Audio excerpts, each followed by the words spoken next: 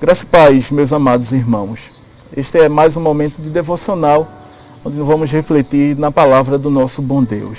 Nessas reflexões que temos compartilhado com os irmãos, com aqueles que se agradam da palavra de Deus, se agradam e de ouvir a voz de Deus, que possamos refletir mais uma vez através dessa devocional.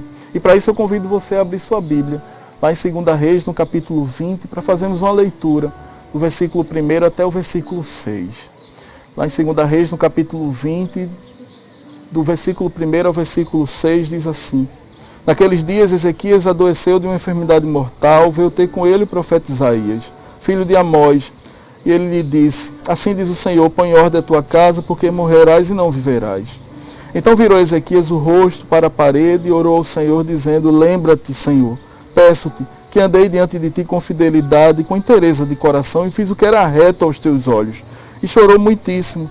Antes que Isaías tivesse saído da parte central da cidade, veio a ele a palavra do Senhor, dizendo: Volta e diz a Ezequias, príncipe do meu povo, assim diz o Senhor, o rei, o Deus de Davi, teu pai, ouvi a oração e vi as tuas lágrimas, eis que te curarei, e ao terceiro dia subirás à casa do Senhor.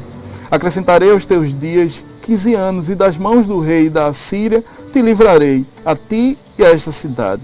E defenderei esta cidade por amor de mim, por amor de Davi, meu servo. Esta passagem ela traz à tona algumas realidades que são primordiais para as nossas vidas como servos do Senhor.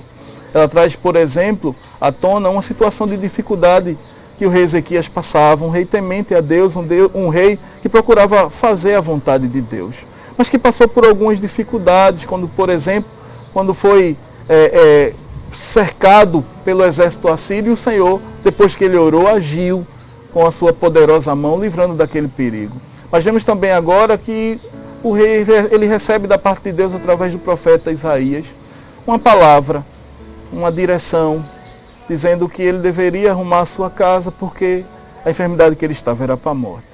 Mas a atitude de Ezequias é algo que também precisamos observar.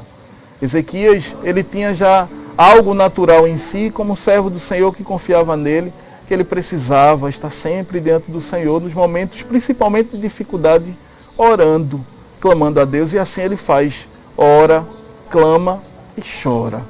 A Bíblia diz que ele chora muitíssimo, e aquele clamor sobe até o Senhor, a ponto de que o profeta Isaías não conseguiu nem sair da cidade, mas ainda na cidade volta com a palavra vinda da parte de Deus.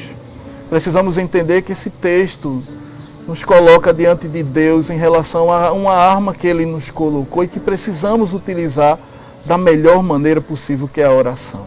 Muitas vezes temos desperdiçado momentos em que poderíamos estar orando. Muitas vezes temos deixado de lado o momento de oração, porque às vezes acreditamos que por uma circunstância ou outra precisamos dar vazão ou prestar atenção em outras coisas e não oramos. Precisamos entender que a Bíblia nos coloca em relação a essa realidade, sempre em vários textos, nos mostrando que a oração é um caminho que devemos seguir. Quantas vezes temos desprezado esse momento de oração? Quantas vezes temos visto cultos de oração vazios, poucos irmãos, e às vezes fazemos uma leitura de desprezo por esse momento de oração. Precisamos entender que a oração é uma arma que temos, e a oração ela toca no coração do Senhor. O próprio Senhor Jesus, ele fez uso da oração em vários momentos e mostrava ali aos seus discípulos como eles deveriam fazer. Precisamos aprender essa realidade. A oração de um justo pode realmente muito em seus efeitos. Precisamos utilizar a oração, principalmente nesse momento de dificuldade, para clamarmos, para nos humilharmos, para chorarmos. Quantas vezes temos percebido que os irmãos já nem sabem o que é jejum, para que jejum, para que oração. Já temos orado quando vamos ao culto, para que fazer mais isso? Esse é o momento desse grande resgate, da oração, do jejum, para que Deus mude essa situação, mude esse quadro, e que possamos ver mais uma vez as coisas se encaminhando da maneira como devem, ou que pelo menos da maneira como deveriam, porque percebíamos antes que a humanidade seguia para um caminho diferente daquele que Deus quer para ela. Mas ainda é tempo de mudar. Se você não tem feito, se você não tem utilizado a oração neste momento, faça. porque essa é uma arma que Deus nos dá. Foi assim que Ezequias mudou o rumo ali daquela situação. Se humilhou e orou. Podemos sim mudar o rumo dessa situação.